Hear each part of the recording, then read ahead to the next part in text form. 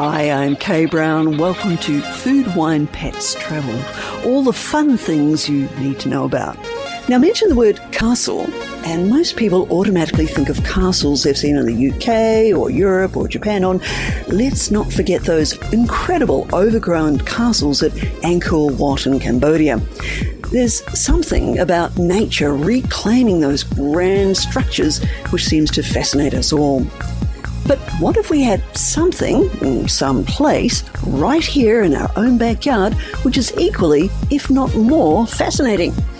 Turns out we do. It's called Paronella Park, just south of Innisfail in far north Queensland.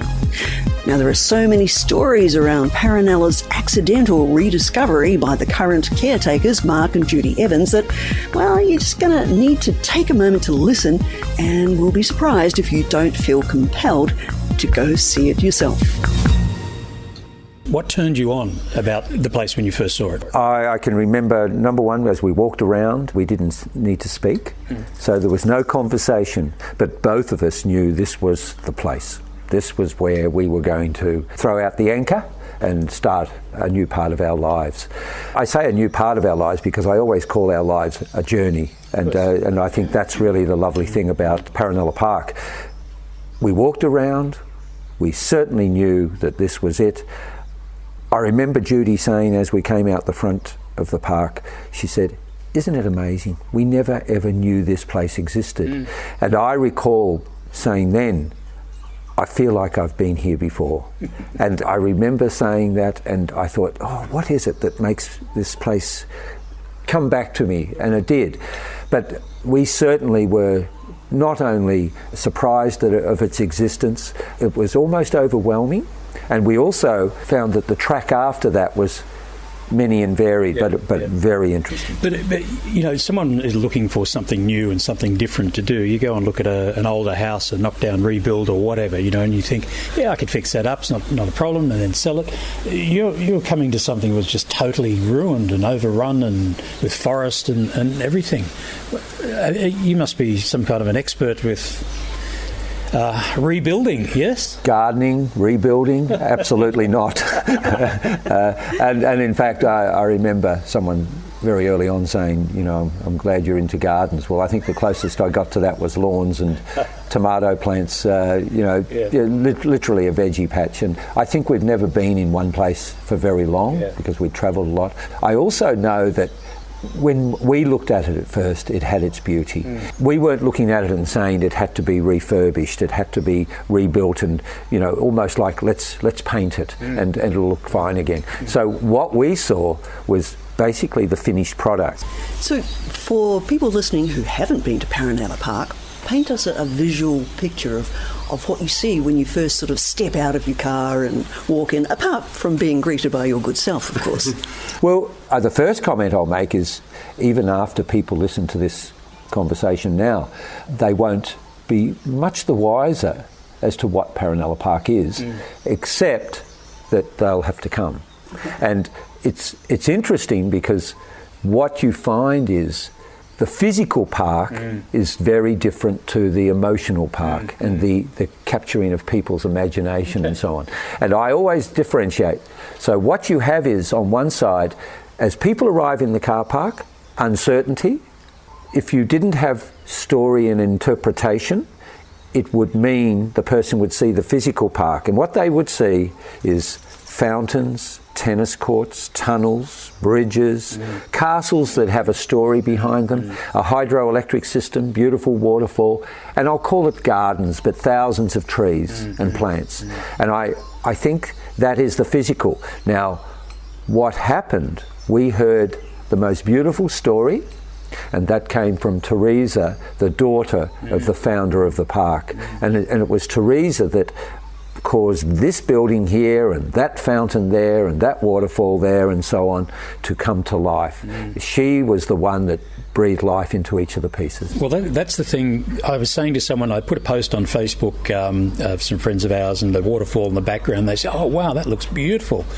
And it's, you know, we want to come and see that. So, but you're saying you've got to experience it as well. It isn't a case of just saying, oh, look, this is terrific.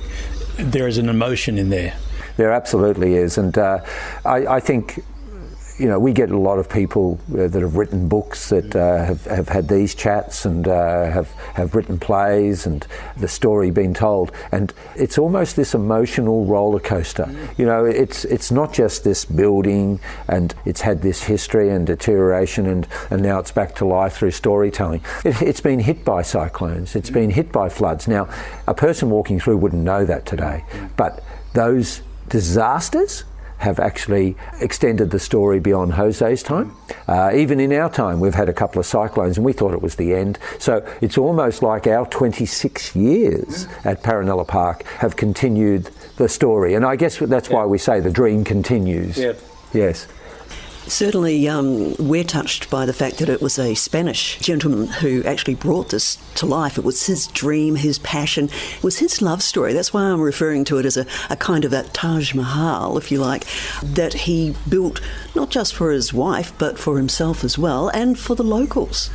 Yeah, look, and I think tourism wasn't a very big thing. There's no doubt that the future, in his mind, was tourism, and how far and what is tourism is the big question. And really, when he built it, it was for the people of Mena Creek and the surrounding area. And I say surrounding, it wasn't long into the build time that people were coming from Cairns, and there were people coming through the tablelands to visit Paronella Park, but also from Tully, from Innisfail, significant numbers of people. And of course, back in those days, it wasn't a bus. In most cases, it was on the back of a tray truck and vehicles that were used in the farming community. It created jobs. It was built against the odds because, of course, people thought this crazy Spaniard building a place in the rainforests of North Queensland in the middle of a farming community. But even though he was getting this negative vibe from the moment it opened up, it was a success story, particularly weekends, of course, and the weddings and the dances.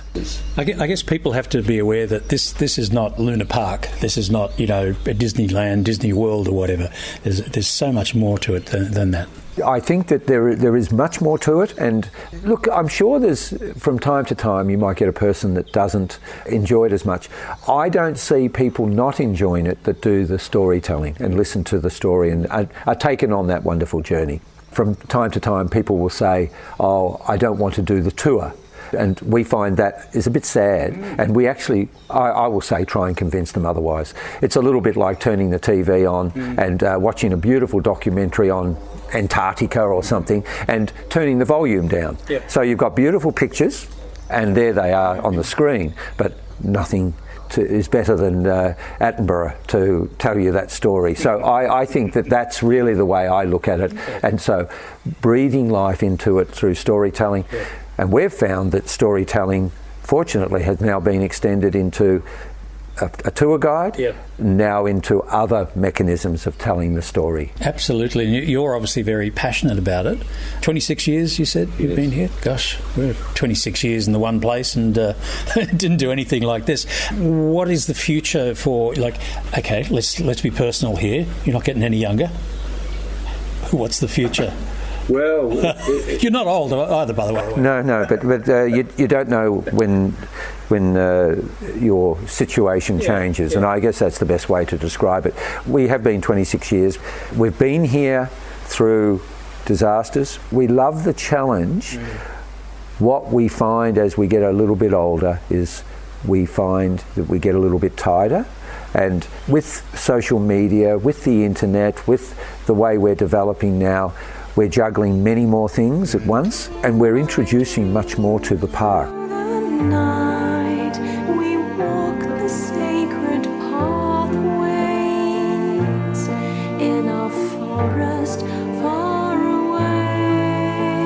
Last year, we met these wonderful people from Wollongong, the String family, and that added another dimension to Paronella Park and its nighttime experience.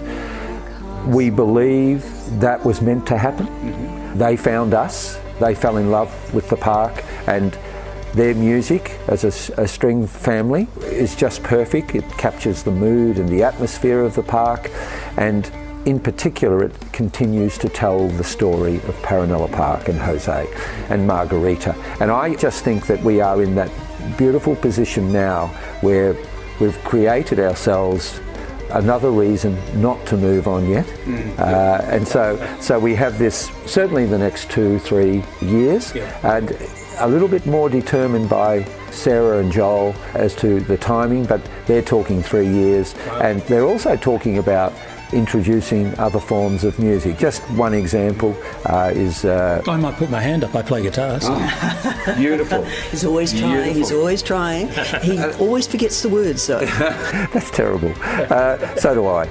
But I will say that we've talked about harpists and that type of thing. So there's instruments that work perfectly, but strings generally are perfect for the park. And I think that's added a dimension. We have a little secret that downstairs, we're just from where we're talking now, there is a mirrored ball, and that mirrored ball we would like to install again to replicate the feel of Paronella Park again as it was in the 1930s, 40s, 50s. So it's very exciting. That's something that we hope to have ready by the start of what I'd call next season, and that we'd like to put back into the ballroom area for nighttime visitation. That's wonderful. I'm glad we got to hear what the secret is, because I have heard about this mirrored ball, the very first disco ball, really, if you think about it. Over 1,000 mirrored tiles on it. 1,240, yes. You've done well. Yeah. So we said, we're going to Paronella Park, and they said, we went there 2 years ago. And I said, well, I gather it changes. What you see, or what you saw 2 years ago, is not what you'll see this time, or next year. And you're absolutely 100% spot on. Our aim is to make the experience, enhance the experience all the time. And it's just those little things. I meet people that were at Paronella Park 10 years ago, 20 years ago, 30 years ago, but I also meet people that were at Paronella Park 6 months, 12 months, 18 months, 24 months ago. And each and every one of those people come back afterwards, and yes, I do greet, and I also say farewell, and I get a lot of feedback, and it's beautiful feedback. And that feedback includes people saying, wow, the park is looking stunning. We loved a particular aspect of the park. You're now able to sit in a couple more areas. We've put a couple more picnic tables around so people can bring their own food and enjoy it.